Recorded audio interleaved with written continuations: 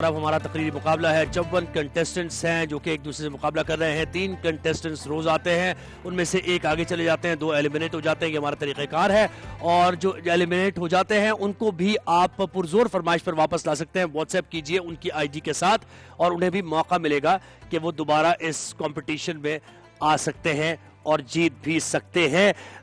ججز ہمارے ساتھ ہی ہیں, ادریس بھائی ہیں, آپ ہمارے ساتھ ہیں, تو کیا خیال ہے شروع کریں؟ بالکل شروع کریں, آج وقت کم ہے, وقت مقابلہ سکتے ہیں, پہلے مقابلہ سکتے ہیں. تو آئی ڈی نمبر 28 ہمارے ساتھ ہیں عائشہ الصدیقہ.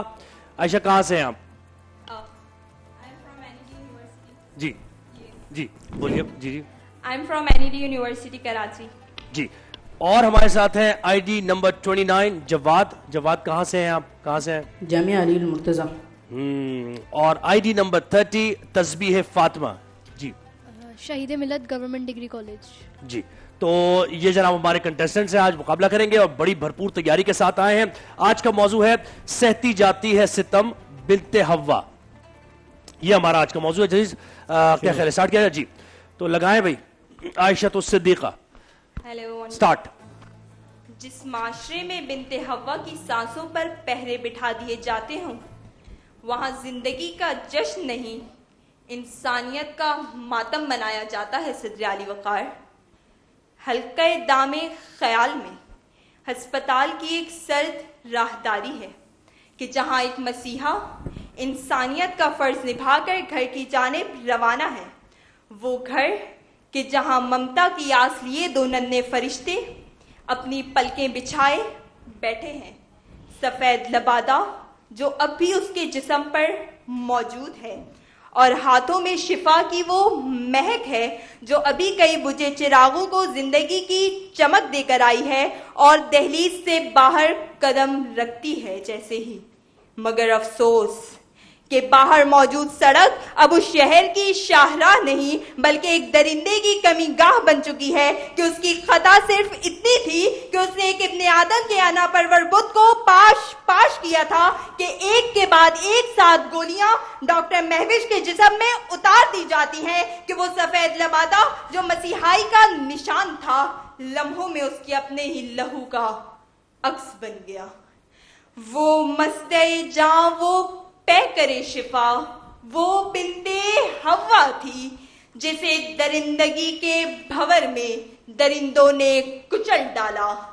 جناب صدر, ستم کی انتہا تو اس گھر کی دہلیز سے شروع ہوتی ہے کہ جہاں ابھی بنت حوا نے پہلی سانس بھی مکمل نہ کی تھی کہ اس کی آمد پر جہاں مبارکباد کا شور ہونا تھا, وہاں بیٹی ہونے کی وجہ سے ندامتیں رقص کرنے لگی. جہاں وہ رحمت اور جنت کا پیکر بنا کر بھیجی گئی تھی, وہاں وہ ایک بوجھ اور بدقسمتی کا استعارہ بنا دی گئی. ایک طرف تو ایوانوں میں انسانی حقوق کے قصیدے پڑھے جاتے ہیں, اور دوسری طرف افغانستان کی اسمبلی میں غیرت کے نام پر عورت کے وجود کو کچلنے والے کالے قوانین کی منظوری دے دی جاتی ہے.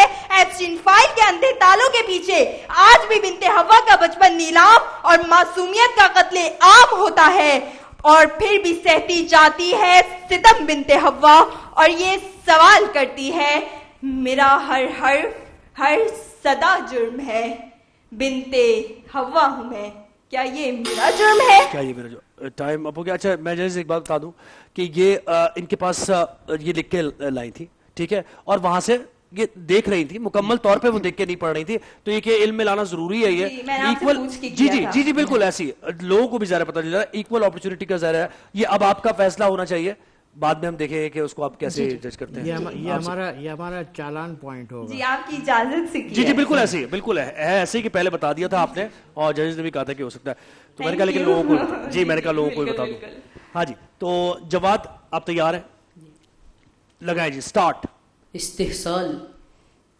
اگر مجسم تصویر بن کر سامنے آئے تو وہ تصویر بنت حوا کی ہوگی. صدر علی وقار. زمانے بھر کی تہذیبوں کی ستائی وہ بے بس عورت کہ جس نے کسی صبح صادق کی آرزو میں ایتھنز کے دربار میں دستے سوال دراز کیا تو نامکمل تخلیق کہہ کر رد کر دیا گیا. روم و فارس کی ریاستوں نے اسے پانی اور چارے کی طرح قابل استعمال قرار دیا.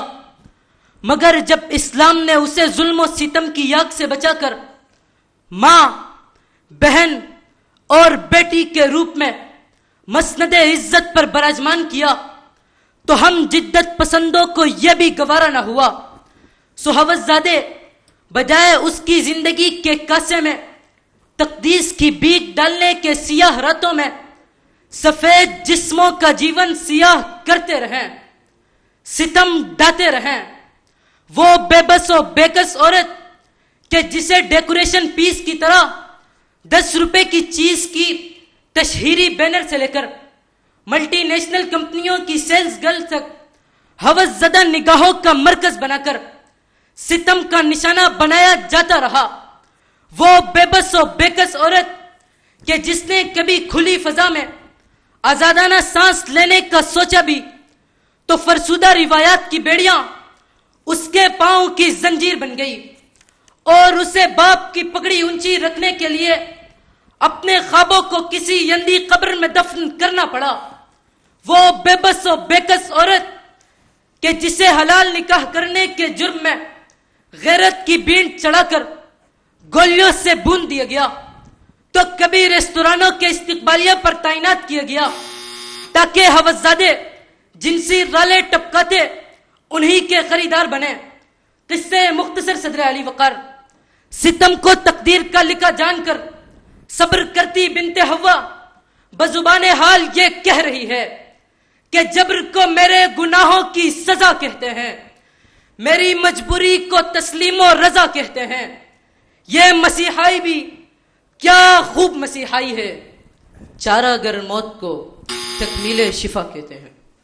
شکریہ۔ یہ جواد نے مکمل بھی کیا بڑے ٹھہراؤ کے ساتھ، میرا یہ آبزرویشن ہے، ججز سے میں نہیں کہہ رہا کہ، لیکن بڑے ٹھہراؤ کے ساتھ اور بڑے اچھے انداز میں بیان کیا۔ جی تسبیح فاطمہ آپ تیار ہیں؟ آیت نمبر 30 سٹارٹ۔ میں کوہاٹ کے ایک ہسپتال کے باہر ڈاکٹر میوش کی خون سے بھری لاش کو دیکھ کر یہ سوچ رہی تھی، آخر کب تک سہتی جائے گی ستم بنت حوا۔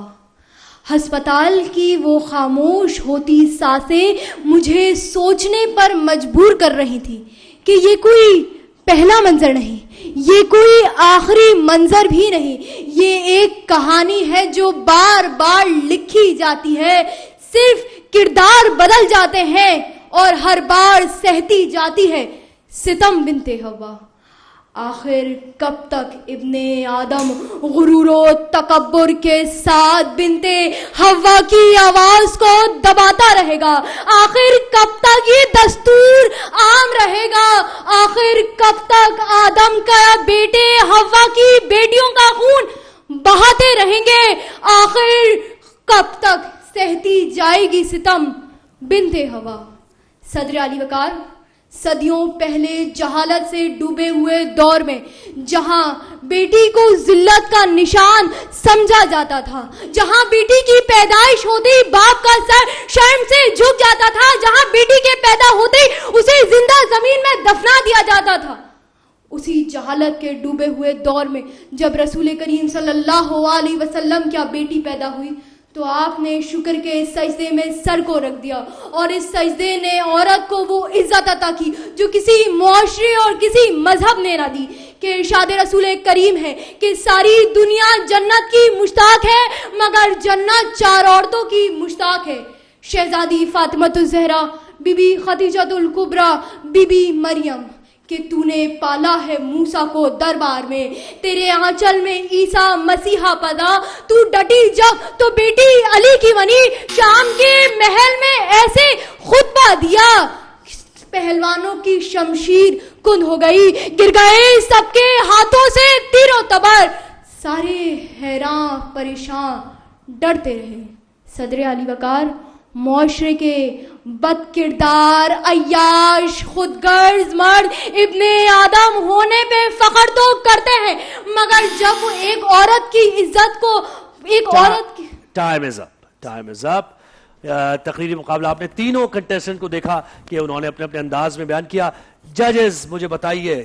بیٹا عائشہ دیکھو، پیپر ریڈنگ کی اجازت تقریری مقابلوں میں بالکل نہیں ہوتی ہے، ٹھیک ہے؟ اور ڈبیٹ میں آپ پوائنٹ رکھ سکتے ہو. اس کی دلیل یہ ہے کہ ظاہر ہے آپ نے جو آپ سے پہلے مقرر آیا تھا اس کی دلیل کا رد دلیل دینی ہے, تو وہ پوائنٹ آپ لکھ سکتے ہو, لیکن تقریری مقابلے میں پہلے تو اس بات کی وضاحت. دوسرے, جب آپ پیپر ریڈنگ کر رہے ہوتے ہو تو اس کا اثر آپ کے انداز پہ بھی پڑ جاتا ہے, ٹھیک ہے, اور آپ کی باڈی لینگویج سب کچھ اس سے متاثر ہو جاتی ہے. تو پھر آپ یہاں میں تھوڑا آپ نے الاؤ کیونکہ اس کی بھی جسٹیفیکیشن دے, کیونکہ ڈیمورلائز نہ ہو. بالکل ایٹ دا مومنٹ جسٹیفیکیشن میں بتا دوں گا آپ کو. ہاں ہوگی. جی جی فرمائیں, آپ مکمل کریں پھر اس کے بعد. جی اچھا, جو جاوید ہے اس کا انداز اور بہتر ہو سکتا تھا. جواد سوری, معذرت چاہتی ہوں. جواد, آپ کا بیٹا اور انداز بہتر ہو سکتا تھا, کیونکہ اتنا خوبصورت سا انداز تو ہے آپ کا, لیکن یہ اور لوگوں سے ملتا جلتا ہے. اسی کو تم اپنے انداز میں ڈال لو تو اور انداز بہتر ہو سکتا ہے. مواد اچھا تھا. اچھا, جو تسبیحہ ہے اس نے بالکل گھریلو معاملات سے اور ذرا آسان اس سے اٹھایا تھا. میں سمجھی تھی کہ بہت اچھے طریقے سے جائے گی. سب سے زیادہ زیادتی تو گھر میں ہو جاتی ہے جب اس کو جائیداد میں حصہ نہیں ملتا یا اور دیگر معاملات ہیں, تو یہیں سے لیتے آپ تو بہت اچھا مواد آپ کا ہو سکتا تھا. بہرحال دیکھتے ہیں ریزلٹ کیا ہے. جی ادریس بھائی, دیکھیے سب سے بنیادی بات تو میڈم رخسانہ نے جیسے ذکر کیا کہ واقعی ڈیکلیپیشن میں تقریر پڑھنے کی اجازت نہیں ہوتی. مجھ سے آپ نے پوچھا کہ میں رکھ لوں سامنے, تو میں نے آپ کو صرف رکھنے کی اجازت دی تھی کہ خدا نہ خواستہ کہیں بالکل ہی بھول جائیں. بعض مقرر بالکل زیرو پہ رک جاتے ہیں, تو آپ کے سامنے اگر موجود ہو تو ایک آدھ لفظ دیکھ کے آپ شروع کر سکتے ہیں. وہ صرف سپورٹیو ڈاکومنٹ ہے, وہ پورا پڑھنے کے لیے پوائنٹرز ہے. جیسے پوائنٹر آپ نے رکھ لیا صاحب, صرف اس اور لیے ایٹ دا مومنٹ پوچھا تھا. ہاں مطلب آپ نے پوچھا, ٹھیک ہے, بالکل ہماری طرف سے اس لیے کہ آپ کی پرفارمنس اچھی رہے. ہو سکتا ہے شاید آپ ٹیلی ویژن پہ پہلی دفعہ آپ بول رہی ہوں تو آپ کو مشکل نہ ہو, فمبل نہ ہو. کیا بات, ججز نے اتنی لیوریج دی ہے, ججز کے لیے تالیاں ہو جائیں. ٹھیک ہے نا, لیکن آپ ماشاءاللہ سے پہلی دفعہ بول رہے ہیں.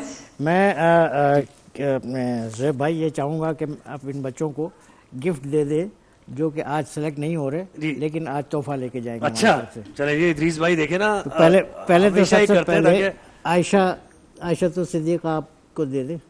ان کو دے دیں, یہ عائشہ آپ کے لیے, ادریس بھائی کے خاص طور پہ, تاکہ آپ دوبارہ اس کو جاری رکھیں. حوصلہ افزائی کے لیے, تاکہ بالکل ابھی بڑے کمپٹیشن آئیں گے بڑے بڑے. اچھا, دوسرے اب رہ گئے جواد اور تسبیح فاطمہ. دونوں بہت اچھے مقرر, ٹکر کے مقرر تھے, بالکل کٹو کٹ آپ کا مقابلہ ہوا. کہیں پہ تھوڑا سا ہلکا پھلکا سا فمبل رہ گیا, جس کی وجہ سے ایک پارٹیسپینٹ کے نمبر تھوڑے سے کم ہو گئے. ٹھیک ہے نا. دوسرے دونوں نے انداز تو وہی رکھا, تو اب روایتی جو انداز چل رہا ہے تھوڑا سا اس میں امپرومنٹ کریں گے. ہم چاہتے ہیں کہ آپ اچھے سے اچھے مقرر بنیں, لیکن آپ یہاں پر آئے, شاید آپ نے پہلی دفعہ پرفارم کیا ہوگا, تو ہم آپ خالی ہاتھ آپ کو نہیں کون آپ, میں نام بتا رہا ہوں, ان کو آپ دے دیں تو ظاہر ہے کہ جس کو آپ نہیں دے رہے ہیں وہ سلیکٹ ہو جاتا ہے.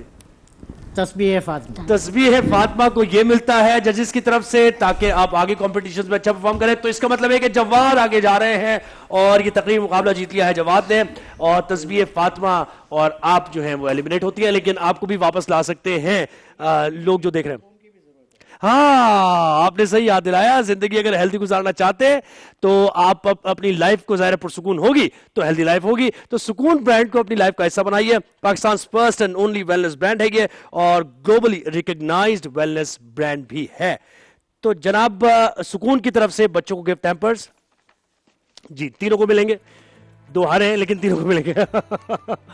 یہ نہیں جی آپ کے لیے, اور یہ آپ کے لیے, اور یہ تسبیح فاطمہ آپ کے لیے.